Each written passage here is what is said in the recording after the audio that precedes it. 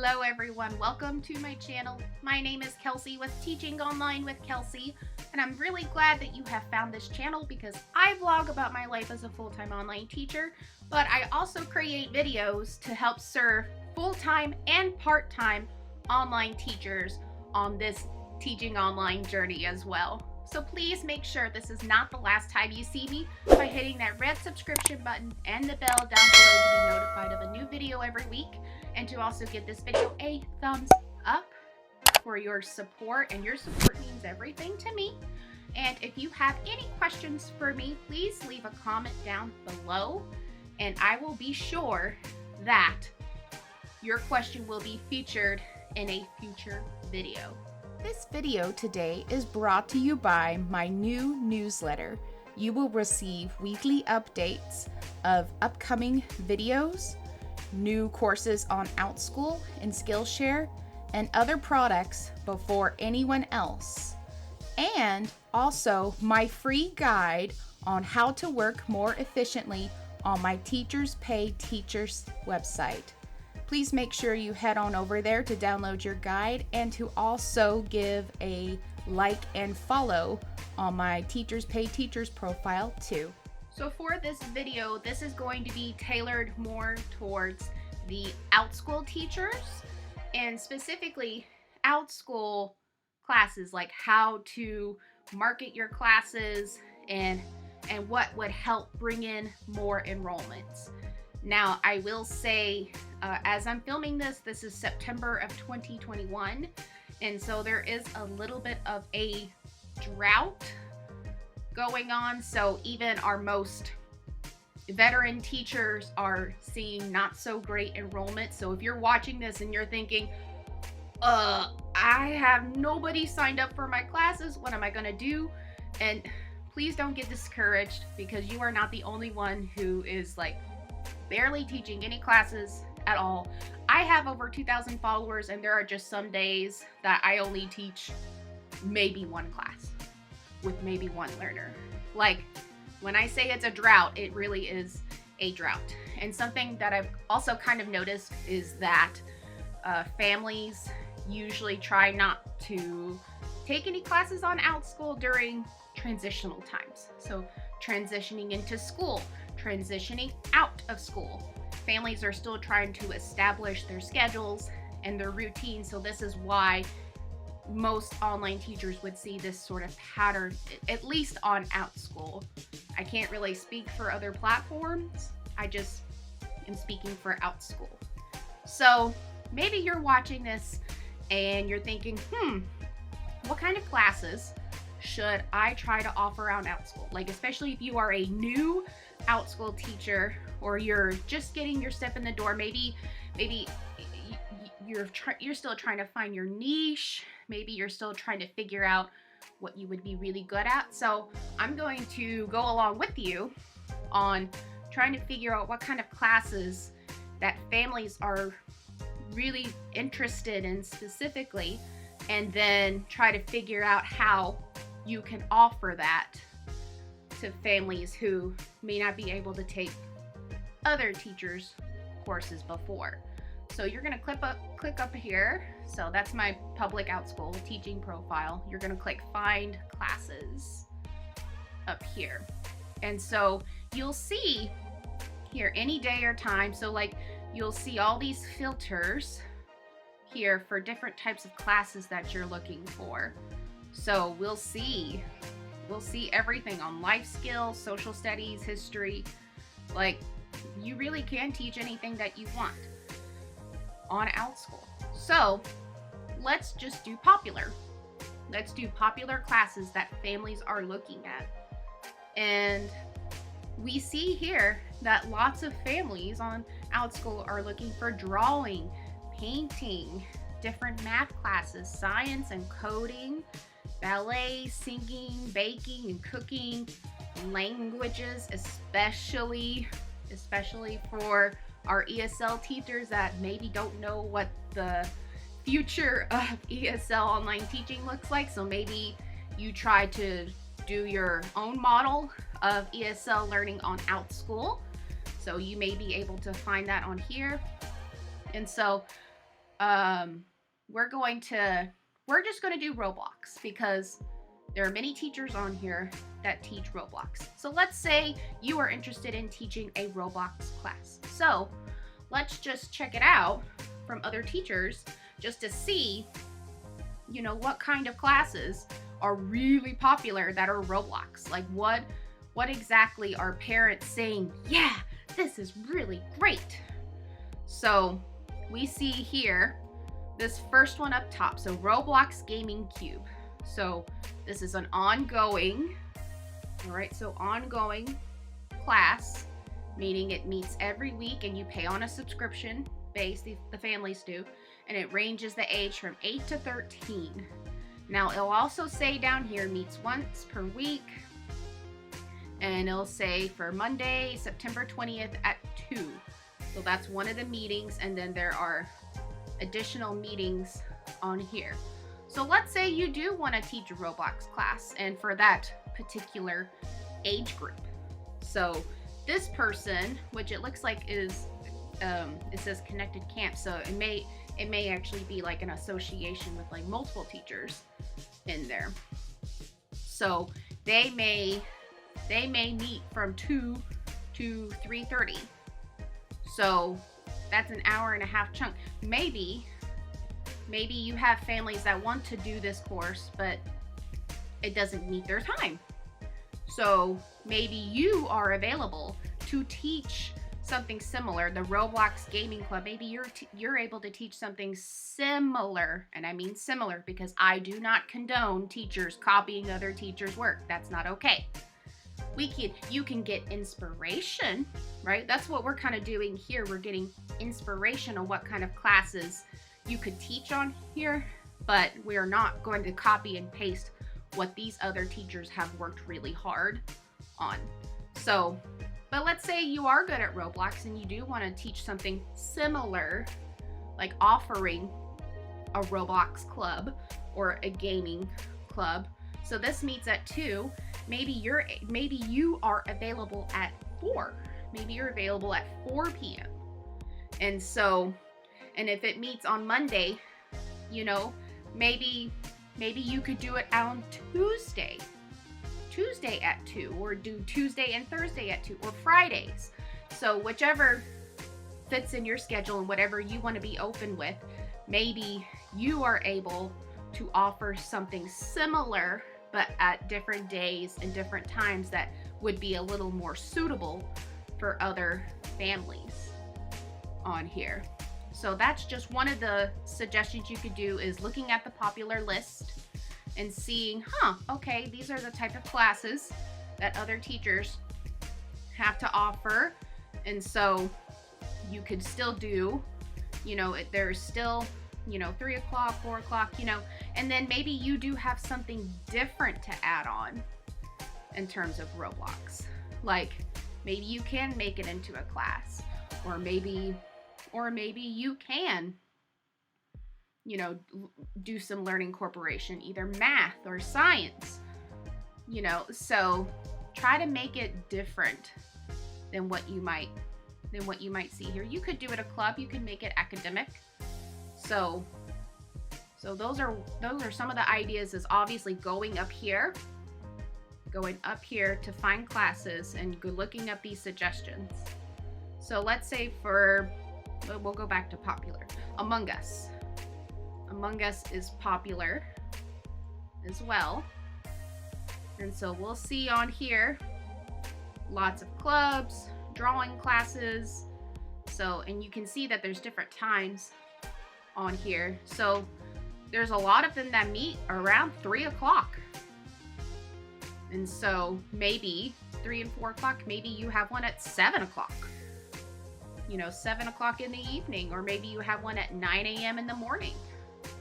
So you have lots of choices in what times you have available and what days you have available too, and then also what you have to bring to the table with that. Another suggestion that I would use, if maybe you have been teaching on Outschool for a while, or you have a few classes that you have under your belt, would be to look into your stats. So if you go all the way up on the top, and I'll move here, it's at the very end, there's stats. All right, and you'll go all the way down to the bottom where it talks about the class breakdowns. So you'll see all of your camps here that are getting like reviews and how much you're getting paid, how many sections, and then how many saves over the last 3 months. And so ideally, for the classes you have already taught, if you have the saves, depending on how many saves that you have had in the past 90 days, this should be a good indicator on what kind of classes that you would need to offer a little more often. So maybe you really want to teach Chrome Music Lab, but Chrome Music Lab only has 13 saves. However, you know, maybe you have a camp or another class and it has 84 saves. Maybe consider offering that a little more often to try to boost your enrollments, because there's obviously families who are interested. They are interested in these camps, but they are, you know, you're not setting out that availability, at least not yet. So one thing I would consider is checking out your stats.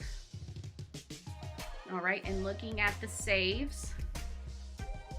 All right, and please, and I hope you're not looking at these numbers and like being jealous or anything. I know there are teachers who way more than me, and and I hope if you're starting out and you're not getting any enrollments that you're just like, oh, look at all this stuff. And so I really hope it's not like,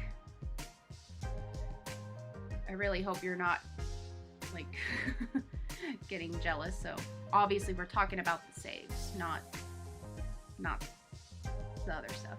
So make sure to please put that into consideration for having enrollments on your classes. How many parents are saving your classes?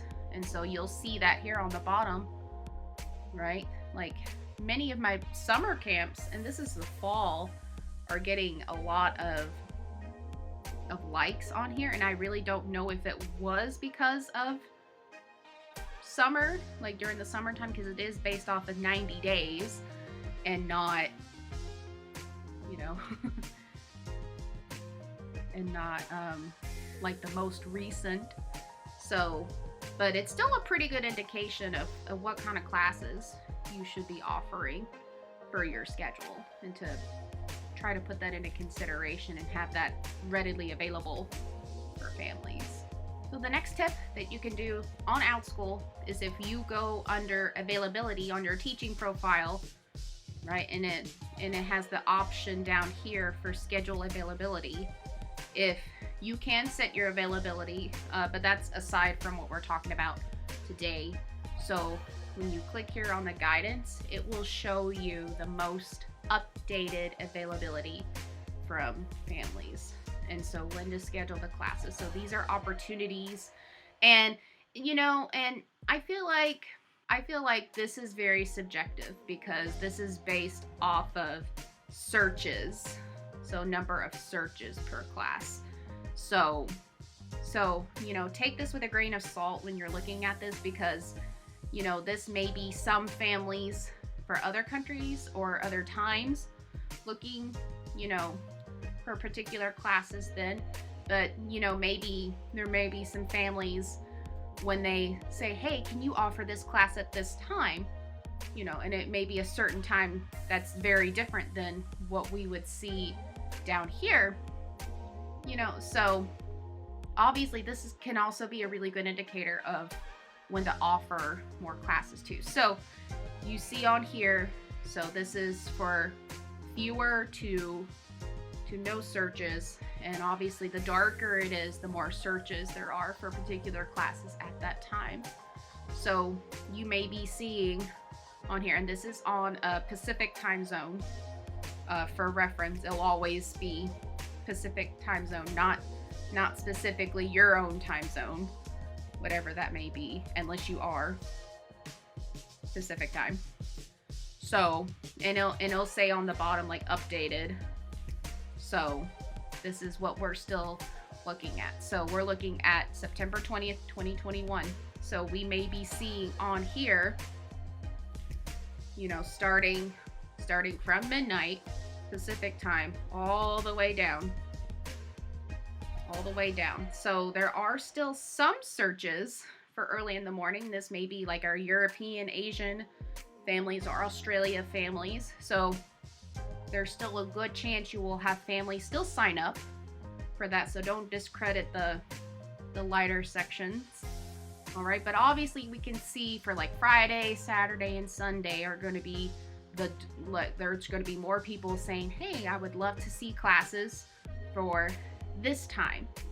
So I would like to see a class starting at 9 a.m. Pacific time, you know, on Fridays.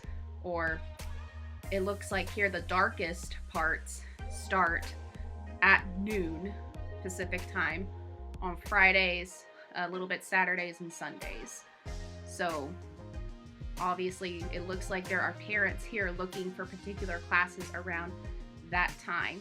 So make sure to check weekly, you know, what this schedule might look like for you in terms of scheduling out classes.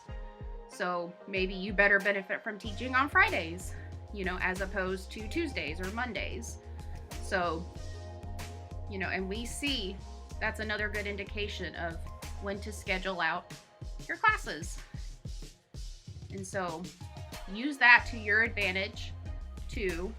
So if you put, you know, what kind of classes are being offered during these times and what can I offer something different at a different time or a different day, you know, which days actually work best for families in search of classes and what classes are actually working for me.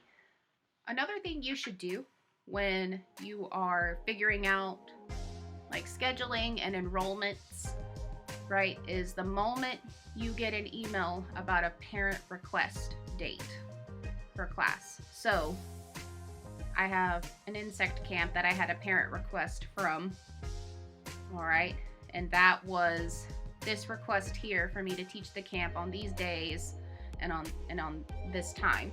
So if you do get that, you know, still respond back to the parent whether you can fit that into your schedule or whether you cannot fit into that schedule.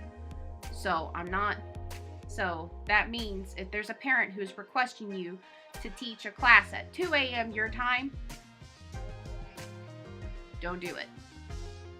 All right, you're probably asleep. And I can't really imagine you want to get up and teach about insects at 2 a.m. in the morning. I mean, if you do that, you know, that's your choice, and that you do you on that. That's just something I would not do personally. But let's say for a parent request, there is a time and a day that works for you to teach that class. Obviously, you would reply to the parent and say, hey, thank you for letting me know on this request. You know, I will make sure to offer up availability for this class on this day and this time for you. All right, please be on the lookout for this class coming up. So just let them know that you have acknowledged this request and that you will do something about it. Now, obviously, if it's not at a very reasonable time, you know, you can gently decline and go, that is outside of my time frame personally. And usually what I like to do is if I do have a flex option for the course, I like to offer them, like, tell them like, this is outside of my teaching times and I'm not going to be able to teach at this time. However, I do have a flex option where you are able to complete this course at your own pace and at your own time, and then I'll be able to still interact and respond to you in a timely manner. And so if you got a flex option for that same course, make sure to throw that out there. Otherwise, if you don't, just gently explain to the parent that is outside of your teaching times and that you're not going to be able to teach in that time. And I would just recommend saying, do you have any other time frames or any other days that would work for you as well. So make sure to still open the floor for that discussion for that parent. And I mean, some parents may just disregard it and go, okay, well, I'll just go look for another teacher, you know, or they may truly want to figure out and work it out with you on making the class happen. So usually if you try to stay with them and try to make it work for them, obviously not stepping on your boundaries, of course, you know, then parents would be willing to work it out with you. Make sure in your classes, if you are able to, that when parents see this class and they go all the way down to the bottom, that they see the next class suggestion. So this would be when you are going, so we'll go back. So we're going to go here. So when you go to edit in your classes, down here, there's an option where it says next class optional. So you would put down here, you know, what the next class would be after families take this class. This is a sort of funneling. I've heard it called like cross sales from my husband. However you may be it, this is how you get families to be interested in more of what you have to offer than just a one-time class, and just to let them know that you do have other options, and especially if it's still on the same topic. So my one-time class, let's learn the continents, intro to the continents, but then I put down here on the bottom my flex class on traveling to the continents, so we go more in depth with the countries and the flags and the culture of each of the countries from each continent of the world. So it gets families to go, oh, my child wants more. Oh, hey, she has this class to offer. You know, let's sign up for that. So this kind of helps get families to see that you have more options than just this one class. And if you do, especially if you have ongoing classes. I know for my one-time space club and my one-time Crow Music Lab class, I have the option at the end where it says, hey, if you really love this, come join my clubs. So I have different days and different times for the Space and Crow Music Lab clubs, and I have families that sign up for that because they saw that option down below. One last thing I will share before I leave is make sure on your profile, right, to share what you are passionate about. So on my profile, I put in certified early childhood Montessori teacher. So if you have any kind of special credential or some kind of special study, obviously put that in your description. You can also put in things that you love, like music enthusiast, and or if you're like a science geek like me, I also teach a lot of science classes, so maybe you're good at art. So make sure to put that on there, and then you have a good intro video as well, and then just explaining a little bit in your description who you are, and make sure all of that is checked up every now and then too. I would do every few months just an inventory of what your profile looks like, and should you change your picture, should you change your video, are there some things in your description that are maybe a little bit outdated. So make sure to always keep that in check too. Thank you so much for watching my video on tips for getting more enrollments for your Outschool classes, and hopefully give you some good ideas on searching through the popular topics on what families are looking for in classes and how to boost your enrollments as well. I'm happy to share these tips with you, and if you have any further questions for me about enrollments or anything else related to Outschool, please leave a comment down below. I would be happy to answer that question for you. All right, and don't forget to hit that subscribe button and the bell for future videos, and I will see you next time.